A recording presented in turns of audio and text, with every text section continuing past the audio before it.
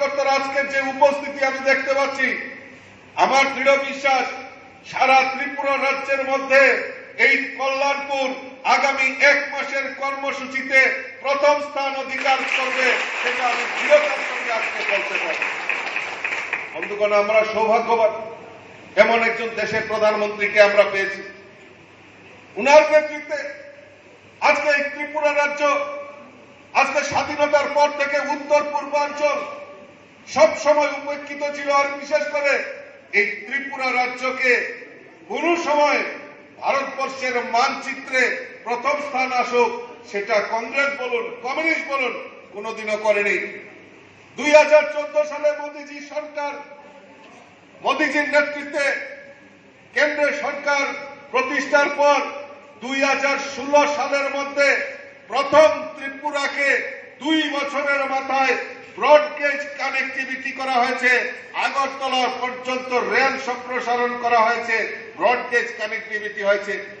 আজকে আমরা সৌভাগ্যবান, সেই রেল লাইন শুধু আগরতলা নয়, আজকে আমাদের সাবরুম পর্যন্ত সেই ব্রডগেজ কানেক্টিভিটি হয়ে গেছে। আপনারা জেনে খুশি হবেন, শুধু আগরতলা নয়, বিকল্প আরেকটা রেল লাইনের প্রস্তাব অলরেডি সার্ভের কাজ হয়ে গেছে। কৈলাসহর হয়ে আমাদের কমলপুর হয়ে কুয়াইকে কল্যাণপুরকে সংযুক্ত করার কাজ, সার্ভের কাজ শেষ সম্পন্ন হয়ে গেছে। আগামী 24-এর পর 24 থেকে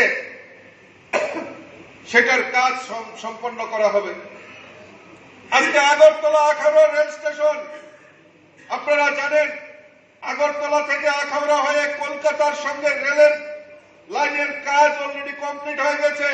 আপনারা জেনে খুশি হবেন, আগামী খুব সম্ভবত আগামী ডিসেম্বর মাসের মধ্যে সেই রেল লাইনের কাজ শেষ হয়ে যাবে এবং রেলের সেখানে চলাচলের ব্যবস্থা আমাদের দেশের প্রধানমন্ত্রী নরেন্দ্র মোদীজি দেশের জন্য উৎসর্গ করে দেবে। বন্ধুগণ, আজকে আমাদের কাছে একটি মাত্র ন্যাশনাল হাইওয়ে ছিল আসাম আগরতলা জাতীয় সড়ক।